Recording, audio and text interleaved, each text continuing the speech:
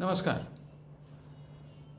भारत की पॉलिटिक्स अपने तरीके से चल रही है। 2024 की तैयारी कितने झमाझम तरीके से चल रही है कि हम सभी रोज़ देखते हैं, टीवी चैनलों पर देखते हैं, सोशल मीडिया पर देखते हैं, कहाँ नहीं देखते हैं, हर जगह देखते हैं, अखबारों में देखते हैं, आपस चौक चौराहों पर देखते हैं, बातचीत होते हुए देखते हैं, लोगों के बीच कई बातें होती हैं।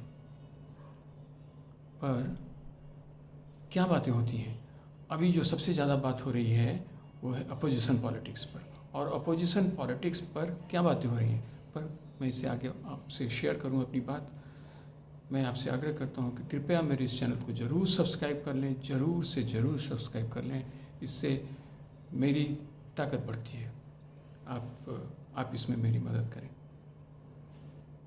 आज जो सबसे ज़्यादा चर्चा हो रही है, चर्चा ये हो रही है कि अपोजिशन खेमा एक होने की तैयारी कर रहा है। पर एक होने की कैसी तैयारी, कौन सी तैयारी? क्या एक गठबंधन बना लेने भर से वे एक हो जाएंगे? इस पर विचार करना आवश्यक है।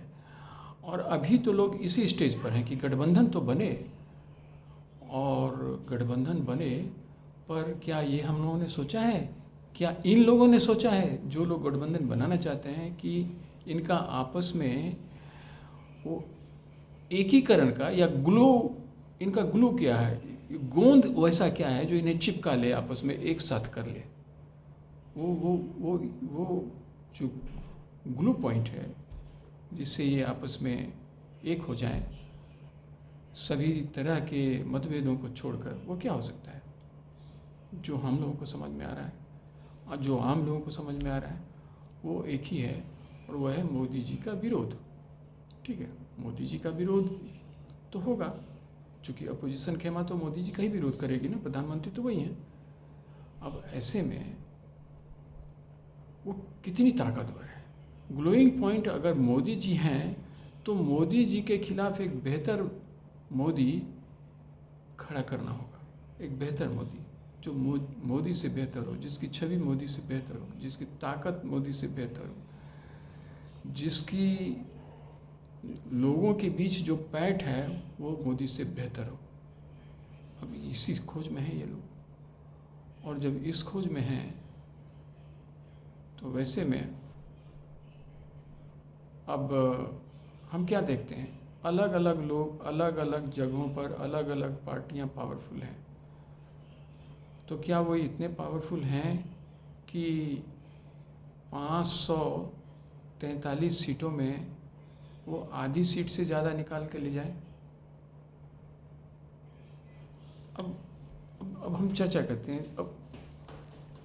अब एक जनरल एक समझदारी के लिए अगर हम लोग इसे एनालाइज करने की कोशिश करें कि 2 4 5 जो प्रमुख नाम हैं, उसमें सबसे पहले हम केजरीवाल जी का ही नाम ले लेते हैं।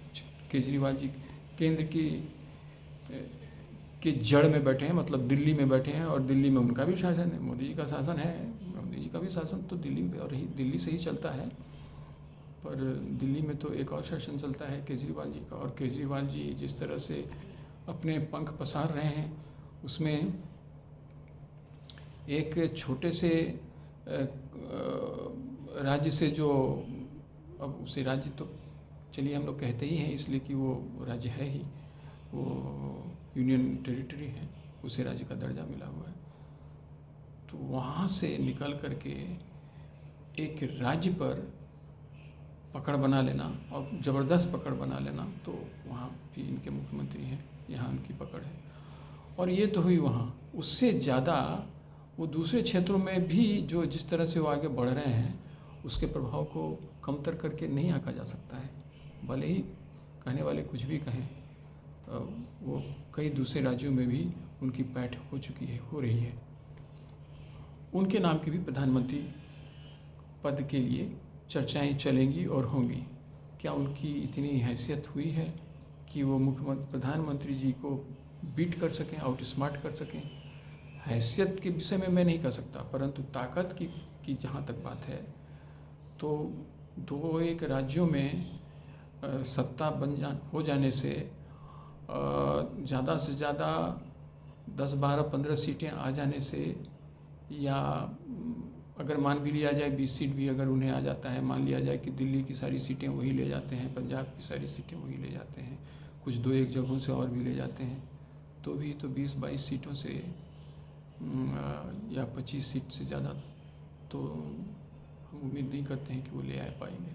अब 25 सीट की हैसियत प्रधानमंत्री बनने की तो मुझे दिखती नहीं है। इसलिए चलिए अब किसी और की चर्चा करते हैं, नीतीश जी की चर्चा करते हैं। उनकी भी काफ़ी चर्चा हो रही है। नीतीश जी जहाँ से हैं वो 40 सीट हैं राज्य में, और वो 40 सीट ले आएंगे ऐसा मुझे नहीं लगता है। और अगर 20-25 सीट के आसपास वो भी आकर के रुकते हैं तो उनके लिए भी मुझे ऐसा नहीं लगता है कि राह आसान हो पाएंगी। ममता जी हैं, ममता जी भी अगर 30-35 सीट भी अपने राज्य से निकाल के ले आ सकती हैं या ले आती हैं, तो उससे ज़्यादा तो और दूसरे राज्यों से कहीं लाएंगी ऐसा तो कहीं लगता नहीं है। और है भाई करिश्मा, तो कुछ भी हो सकता है, कुछ और भी उन्हें दे दिया जाए, उन्हें भी 35 से ज़्यादा 38 तक दिया जाए, फिर भी वो हैसियत तो नहीं है कि दूसरे लोग मानेंगे। फिर शरद पवार जी हैं। अब शरद पवार जी की पार्टी महाराष्ट्र से 48 सीट में कितना ला पाएंगे? 20, 22, 25, 30 अगर भाजपा की किस्मत साथ नहीं दे रही हो तो 30 के आसपास हम मान सकते हैं। चलिए, और उससे ज़्यादा दूसरी जगह से वो ला पाएंगे कहना बहुत ही मुश्किल है, संभव दिखता नहीं है। वही हो गया। अब केसीआर साहब हैं, वहाँ तो सीट और कम है, वहाँ से भी मुश्किल से वो अगर 20 तक भी पहुँचे, 20 बहुत है, उतना हो नहीं पाएगा, तो उनके लिए भी मुश्किल है। और कौन है लोग जो प्रतिद्वंदी हैं, जो नेता बनना चाहते हैं? उधर से अखिलेश यादव जी, सवाल ही नहीं उठता है। वैसे तो यूपी में 80 सीटें हैं, अब 80 सीट में अगर वो 60 तक पहुंच गए और योगी जी इतने कमज़ोर साबित हुए उनके सामने, तब तो नहीं कहा जा सकता है। 60 तक अगर वो पहुंच जाएंगे तब तो सिक्का उनका जरूर चल सकता है। पर उनके साथ उनके काट में मायावती जी भी चल रही हैं, कांग्रेस भी चल रही है, और जोगी जी तो जोगी जी हैं। ये सोचना भी भूल है। मुझे नहीं लगता है कि उनके बस की बात वहाँ भी होने वाली है, वो तो होने से रहा। फिर कौन? फिर जो लोग चर्चित हैं, जिनकी चर्चा हो रही है, आंध्र प्रदेश से रेड्डी साहब ने तो ऐसा कुछ कहा नहीं है, इसलिए उनकी चर्चा हम नहीं ही करते हैं। तो ये सब जो प्रमुख नाम हैं अपोजिशन खेमे से, इनकी जो राजनीतिक ताकत एमपी के रूप में जो ये ला पाएंगे, ऐसा लगता नहीं है कि ऐसा कुछ हो पाएगा। जो कुछ भी होगा, निर्णय जो 50 से ज़्यादा सीटें जो नेता ला पाएगा पूरे देश में, हाँ, अपोजिशन खेमे में, और भाजपा अपने आधे से कम सीट पर आ जाए और ये लोग इधर इसमें से कोई एक नेता 50-55 सीट ले आए, तो फिर उसकी कुछ बात उसके विषय में सोचा जा सकता है। अभी तक तो मुझे नहीं लगा कि ऐसा कुछ दिख रहा है।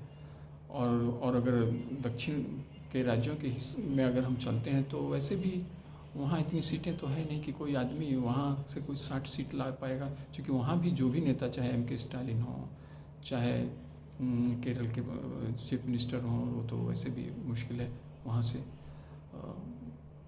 और कौन मुश्किल है? और मध्य प्रदेश में भी तो फिर कांग्रेस और भाजपा ही है। भाजपा ठीक है, ज़्यादा सीटें नहीं भी दे पाएंगी तो 15-20 तो सीट वहाँ से ले ही लेंगी, तो फिर कहाँ से? फिर कांग्रेस, अब एक कांग्रेस रह गई है जो पूरे देश से कुछ न कुछ सीटें लेकर के आएंगी। हाँ, अगर कांग्रेस ने 60-70 का आंकड़ा पार कर लिया और बाकी जो लोग हैं वो अपने अपने हिसाब से थोड़ा कम भी ला करके अगर आधे के मार्क से आगे निकल जाते हैं, तब तो कांग्रेस का ही कोई नेता, वो राहुल गांधी हो, प्रियंका गांधी हो, तीसरा तो कोई हो ही नहीं सकता है। हो सकता है प्रधानमंत्री पद का उम्मीदवार। तो आज की भी तारीख में मेरी तो यही समझ बनती है। अब देखते हैं आगे क्या होता है। यह तो राजनीति है, यह तो आज का कंटेक्स्ट दिख रहा है।